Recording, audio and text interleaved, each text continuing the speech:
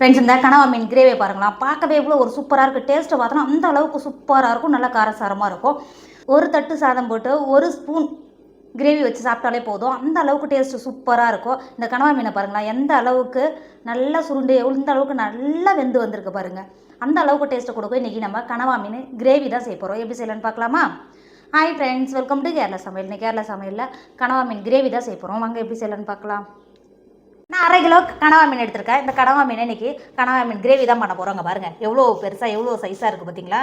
இங்கே பாருங்கள். இப்போ இந்த கனவா மீனை க்ளீன் பண்ணி எடுத்துக்கலாம். இங்கே பாருங்கள், இதை க்ளீன் பண்ணுறதுக்கு உள்ளே இருக்குது பார்த்தீங்களா? இது மெதுவாக இந்த மாதிரி எடுத்திங்கன்னா போதும், ஈஸியாக வந்துடும். இதுக்கப்புறம் நீங்கள் எடுத்துகிட்டு இது இருக்குது பாருங்கள், இந்த கருப்பு கலர் இருக்குது பார்த்தீங்களா? இதை மட்டும்தான் இந்த மாதிரி கை வச்சு இந்த மாதிரி எடுத்துக்கிட்டோன்னா போதும். இங்கே பாருங்கள், அந்த கருப்பு கலர் இருக்கிற மை நமக்கு வெளில வந்துடும். இதை நீங்கள் அப்படியே யூஸ் பண்ணலாம். அதுக்கப்புறம் பார்த்தீங்கன்னா இந்த இருக்குது பாருங்கள், இதுக்குள்ளே இருக்கிற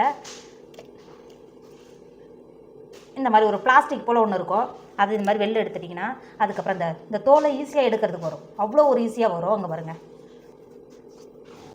இந்த மாதிரி இங்கே பாருங்கள், அவ்வளோதான். இந்த மாதிரி க்ளீன் பண்ணிவிட்டு கத்திரிக்கோலை வச்சு உங்களுக்கு எந்த அளவுக்கு சைஸாக வேணுமோ அந்த அளவுக்கு இந்த மாதிரி கட் பண்ணிக்கோங்க. இருக்கிற கனவா மீனெல்லாம் இதே மாதிரி க்ளீன் பண்ணி எடுத்துக்கோங்க. இந்த மாதிரி க்ளீன் பண்ணி எடுத்துக்கோங்க.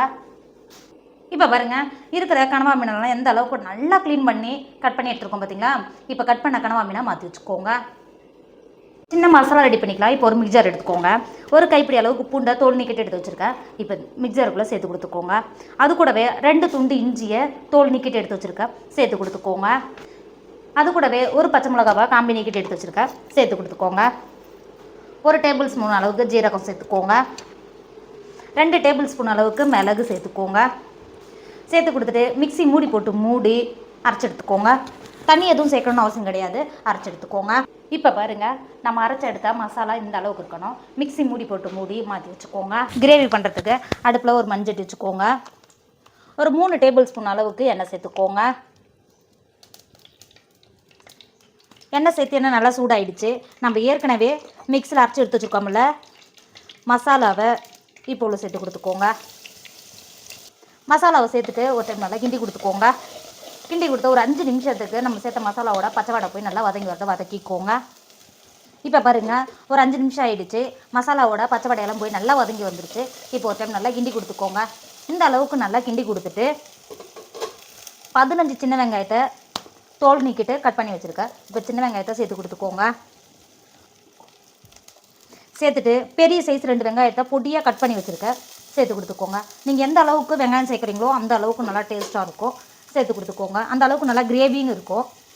சேர்த்து கொடுத்துட்டு 2 கொத்து கருவேப்பிலையை உருவிட்டு உள்ளே சேர்த்துக்கோங்க. சேர்த்துட்டு ஒரு டைம் நல்லா கிண்டி கொடுத்துக்கோங்க. கிண்டி கொடுத்து நம்ம மசாலாவோட சேர்ந்து இந்த வெங்காயமும் நல்லா பச்சை வடை போய் வதங்கி வர வரைக்கும் வதக்கிக்கோங்க. நல்லா வதக்கிக்கோங்க. நீங்கள் உப்பு சேர்த்து வதக்கும் போது வெங்காயம் சட்டு நல்லா வதங்கி வரும். எப்பயுமே நீங்கள் வெங்காயம் வதக்கும் போது ஒரு டேபிள் ஸ்பூன் அளவுக்கு உப்பு சேர்த்துக்கோங்க. உப்பு சேர்க்கும் போது நல்லா சட்டுன்னு வதங்கி வரும். உப்பு சேர்த்துட்டு ஒரு டைம் நல்லா கிண்டி கொடுத்துக்கோங்க. கிண்டி கொடுத்துட்டு நீங்கள் எப்பயுமே உப்பு சேர்க்கும் போது இங்கே பாருங்கள், லைட்டாக வெங்காயத்துலேருந்து தண்ணி இறங்கி வரும், அப்போ நல்லா சட்டுன்னு வதங்கி வரும். கிண்டி கொடுத்து வெங்காயத்தை ஒரு 10 நிமிஷத்துக்கு நல்லா வதக்கிக்கோங்க. இப்போ பாருங்கள், மசாலாவோட பச்சை வடையெல்லாம் போய் எந்த அளவுக்கு வெங்காயம் சேர்ந்து வதங்கி வந்திருக்கு பார்த்தீங்களா? இப்போ ஒரு டைம் நல்லா கிண்டி கொடுத்துக்கோங்க. இந்த அளவுக்கு நல்லா கிண்டி கொடுத்துட்டு 1/4 டேபிள் ஸ்பூன் அளவுக்கு மஞ்சத்தூள் சேர்த்துக்கோங்க. அது கூடவே 2 டேபிள் ஸ்பூன் அளவுக்கு காஷ்மீரி மிளகாத்தூள் சேர்த்து கொடுத்துக்கோங்க. உங்கள் டேஸ்ட்டுக்கு அனுசரித்து சேர்த்து கொடுத்துக்கோங்க. சேர்த்து கொடுத்துட்டு அது கூடவே 2 டேபிள் ஸ்பூன் அளவுக்கு மல்லித்தூள் சேர்த்துக்கோங்க. சேர்த்துட்டு ஒரு டைம் நல்லா கிண்டி கொடுத்துக்கோங்க.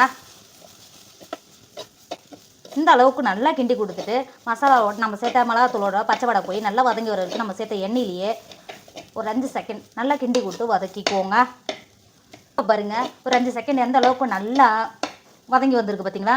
இப்போ இந்த ஸ்டேஜில் 2 பழுத்த தக்காளியை பொடியாக கட் பண்ணி வச்சுருக்கேன். இப்போ இந்த தக்காளியை உள்ளே சேர்த்துக்கோங்க. தக்காளி உள்ளே சேர்த்துட்டு ஒரு டைம் நல்லா மசாலாவோட கிண்டி கொடுத்துக்கோங்க. கிண்டி கொடுத்து தக்காளியும் நல்லா மசாலாவோட நல்லா குழஞ்சி நல்லா வெந்து வர வரைக்கும் வேக விடுங்க. இப்போ பாருங்கள் தக்காளி எந்த அளவுக்கு மசாலாவோட சேர்ந்து எந்த அளவுக்கு நல்லா வெந்து வந்திருக்கு பார்த்தீங்களா. இப்போ ஒரு டைம் நல்லா கிண்டி கொடுத்துக்கோங்க. இந்த அளவுக்கு நல்லா கிண்டி கொடுத்துட்டு நம்ம ஏற்கனவே நல்லா கழுவி க்ளீன் பண்ணி வச்சுருக்கோம்ல கனவா மீன் இப்போ உள்ள சேர்த்துக்கோங்க.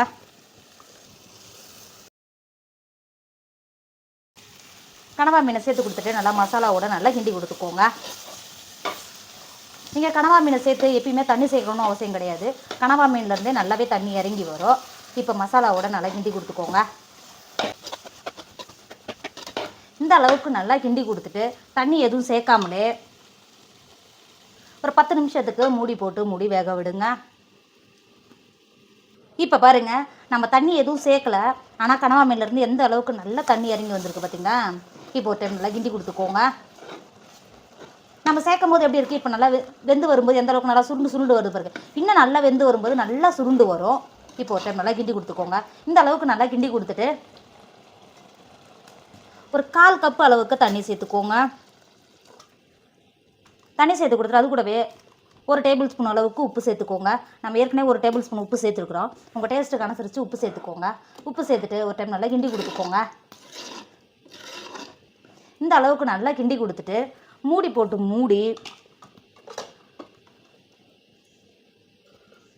நல்லா மீன் நல்லா வெந்து கிரேவி நல்லா கெட்டியாகி வரும். இப்போ வேக விடுங்க. இப்போ பாருங்கள் கனவா மீன் சேர்த்து எந்த அளவுக்கு நல்லா வெந்து வந்திருக்கு பார்த்தீங்களா. இங்கே பாருங்கள் எந்த அளவுக்கு கிரேவி எந்த அளவுக்கு சூப்பராக ரெடியாக இருக்குது பாருங்கள். இப்போ ஒரு டைம் நல்லா கிண்டி கொடுத்துக்கோங்க. கிண்டி கொடுத்துட்டு உப்பெல்லாம் கரெக்டாக இருக்கான்னு செக் பண்ணிக்கோங்க.